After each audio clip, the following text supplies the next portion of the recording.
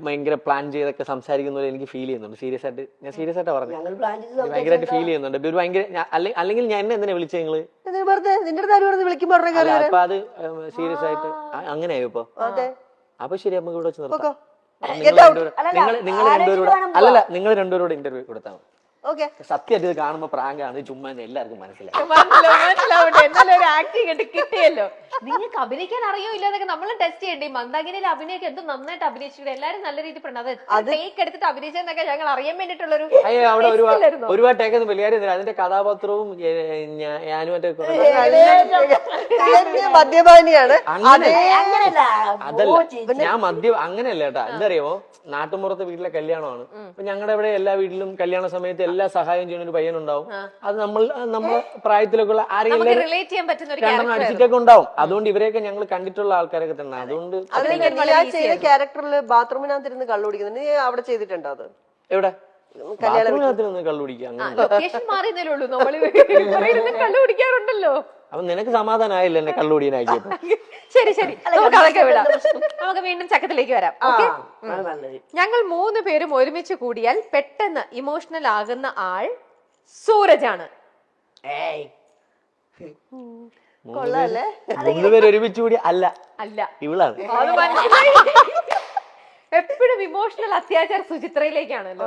സുചിത്ര എനിക്ക് ചെറിയ വാക്കുകൾ മതി ഇവരുടെ.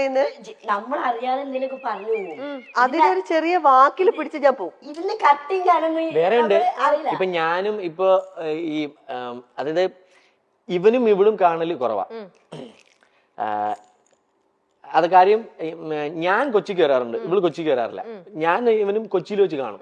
എന്തെങ്കിലും വർക്കോ ഷൂട്ടോ എന്തെങ്കിലും പരിപാടിക്ക് കാണാറുണ്ട്. അപ്പൊ ഞങ്ങള് ഇപ്പൊ പരസ്പരം ഇവിടെ വെച്ച് കാണുമ്പോ കാണുന്ന ദിവസം ഞങ്ങള് ചിലപ്പോ ഭയങ്കരമായിട്ട് എൻജോയ് ചെയ്ത് നടക്കുമ്പോ ഇവള് അവിടെ ഇരുന്നിട്ട് ഞാനില്ലാതല്ലേ അല്ലേ ഇവളിരിക്കും. അപ്പൊ ഞാനില്ല, ഞാൻ കൊച്ചിക്ക് വളരെ വിരളിലെണ്ണാവുന്ന പ്രാവശ്യം വന്നിട്ടുള്ളൂ, മൊത്തത്തിൽ വന്നിട്ടുള്ളൂ. അപ്പൊ ഇവരെപ്പോഴും കൊച്ചിയില്ല. ഇവര് ഞാൻ നോക്കുമ്പോ ഇവരിങ്ങനെ കറങ്ങി കിടക്കും. അപ്പൊ ഈ സുഖിലെന്ന് പറഞ്ഞ് കൊണ്ടു നടന്നിട്ട് ഞാനില്ല അതില്. അല്ല, അവിടെ അവര് നോക്കുമ്പോ ആയല്ലോ ഇത് സൂരജും അഖിലും. അപ്പൊ ഞാനിവിടെ ഞാൻ ഈ സുഖില് ബാലൻസ് ചെയ്യുന്നുണ്ട്, അത് ശ്രദ്ധിക്കും. അല്ല, എന്നാൽ ഇപ്പൊ ഈ അഖിലെ ഏറ്റവും കൂടുതൽ എന്ത് പറഞ്ഞായിരിക്കും ഏറ്റവും കൂടുതൽ ഹേർട്ട് ചെയ്തിരിക്കുന്നത് സുചിത്രക്ക്? ഞാനോ? ഇത് ഇവനും പറഞ്ഞോണ്ട് എന്നെ മാത്രം പറയുന്നത്. അതിലടുത്ത സൂരജിലേക്ക് വരികയായിരുന്നു. ആണോ? ഞാനോ? ഇവൻ പറയണത് ഇവൻ മനസ്സിലാക്കത്തില്ല, നമ്മുടെ സിറ്റുവേഷൻ മനസ്സിലാക്കത്തില്ല.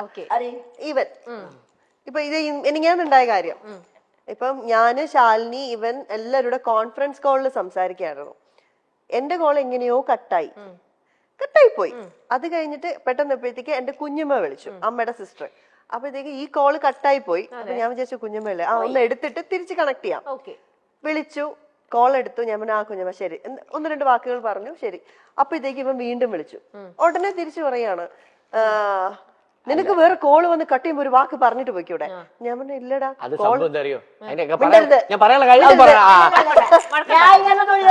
മിണ്ടരുത്. അപ്പൊ ഞാൻ പറഞ്ഞു എടാ ആ കോള് കട്ടായി പോയി. അപ്പോഴത്തേക്കും ഞാൻ നിങ്ങളെ വിളിക്കാൻ തുടങ്ങിയപ്പോഴത്തേക്കും എന്നെ കുഞ്ഞമ്മ വിളിച്ചു. അപ്പൊ അത് കുറച്ചു നേരം സംസാരിക്കുള്ളൂ. അതെന്താ ചോദിച്ചു, കട്ട് ചെയ്തിട്ട് ഞാൻ തിരിച്ചു വിളിക്കാൻ തുടങ്ങായിരുന്നു. അപ്പോഴത്തേക്കും നീ എന്നെ തിരിച്ചു വിളിച്ചു. മനസ്സിലാക്കാറില്ല. ഞാൻ പറഞ്ഞുതരാം. അതായത് അല്ലല്ല, ഇതൊരു സംഭവം ഞാന്, ശാലിനി, ഇവള് നമ്മൾ 3 പേരെ സംസാരിച്ചോണ്ടിരുന്ന. അപ്പം എന്തോ കാര്യം സംസാരിച്ചോണ്ടിരുന്നപ്പോ ശാലിനി ഇവളോട് എന്തോ സീരിയസ് ആയിട്ട് സംസാരിക്കുകയാണ്. ഞാനിത് കേൾക്കുന്നുണ്ട്. ഞാൻ നോക്കുമ്പോഴേ ഇവിടെ കോളിലില്ല. അതാണ് ഞാനിവിടെ പറഞ്ഞു, ഇവള് ശാലിനിയോട് സംസാരിക്കുക. അപ്പൊ ഞാൻ പറഞ്ഞു, അപ്പൊ ശാലിനി ചോദിച്ചു ബാക്കി സുജി എവിടെ എന്ന് ചോദിച്ചു. ഞാൻ പറഞ്ഞു അവളില്ല കോളില്, എപ്പോഴോ പോയി. ഇപ്പൊ ഞാൻ വിളിച്ചിട്ട് പോകുമ്പോ കട്ട് ചെയ്ത് പോകുമ്പോ പറഞ്ഞിട്ട് പോട്ടെ, അവള് നിന്റെ അടുത്ത് എന്തൊക്കെയോ കാര്യങ്ങൾ അവിടെ കിടന്ന് പറയുന്നത് മോശമല്ലേ? ഇത്രയും ഞാൻ ചോദിച്ചോളൂ. അയ്യോ ഇതൊന്നും അല്ലായിരുന്നു, ഇങ്ങനെയൊന്നല്ല. ദൈവമേ, എന്റെ ഫോണിൽ റെക്കോർഡിംഗ് ഇല്ല, ഞാൻ എന്ത് ചെയ്യാൻ? ഇനിയിപ്പോ ഇവരുടെയൊക്കെ കള്ളത്തരങ്ങൾ പൊളിക്കണമെങ്കിൽ റെക്കോർഡിംഗ് നേരത്തെ അഭിനയിക്കാൻ പറഞ്ഞില്ലേ, ഇവളുടെ അഭിനയിക്കാൻ പറഞ്ഞില്ലേ ഈ ഇന്റർവ്യൂല് വരെ? എന്തിന്? എനിക്കിപ്പോ അത് സത്യത്തിൽ തോന്നുന്നു എനിക്ക് എന്തിന്റെ കേടായിരുന്നു എന്നുള്ളത്. അല്ല, ശരിക്കും അവ കാര്യം പറയുന്നത് മനസ്സിലാക്കത്തില്ല. ഇതായിരുന്നു സിറ്റുവേഷൻ, അല്ല ഞാനത് മനഃപൂർവ്വം ചെയ്തതാ. സൂരജിന്റെ കാര്യത്തിലേക്ക് വന്നാലോ?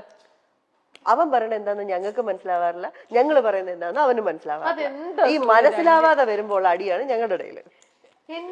അതായത് ഇവൻ ഞങ്ങള് ചിലപ്പോ ഞങ്ങളുടേതായ ഒരു സർക്കിളിൽ ഒരു പ്രായത്തിന്റെ ഒരു ഇത് വെച്ചിട്ട് ഞങ്ങൾ സംസാരിക്കും. പക്ഷെ ഇവ ആ സമയം 80-കാരനാവും, 70-80 പോകും. ആ അപ്പൊ മനസ്സിലാക്കാൻ പറ്റില്ല. ചില സമയം നേരെ 10 വയസ്സിലോട്ട്. അതായത് നേരത്തെ ഈ ഒരു ഇരിപ്പിരുന്നില്ലേ, ആ ഇരിപ്പ് തന്നെ അവന്റെ ഒരു പ്രായവും കൂടെ അങ്ങ് ആ ഇരിപ്പിലൊന്ന് ആലോചിച്ച് നോക്കിയാൽ ചില പടത്തിലേക്ക് ഈ വിജയരാഘവനൊക്കെ സംസാരിക്കൂലേ വീട്ടിലെ കാരണവരായിട്ട്. കാരണവരാവ് സമയത്ത് നമ്മള് കാരണം കണ്ടോ, ഇത് ഇത്രേ ഉള്ളൂ. ഇതാണ് സംഭവം. ഇതാണ് സംഭവം, മനസ്സിലായി. ഇനി ഞാൻ അടുത്ത കാര്യത്തിലേക്ക് പോട്ടെ കേട്ടോ. വേണ്ടേ കാരണവരാകുമ്പോ ആവണം. കണ്ട മനസ്സിലായി, ഒരു കത്തിൽ മനസ്സിലായോ? മനസ്സിലായി. ഇനി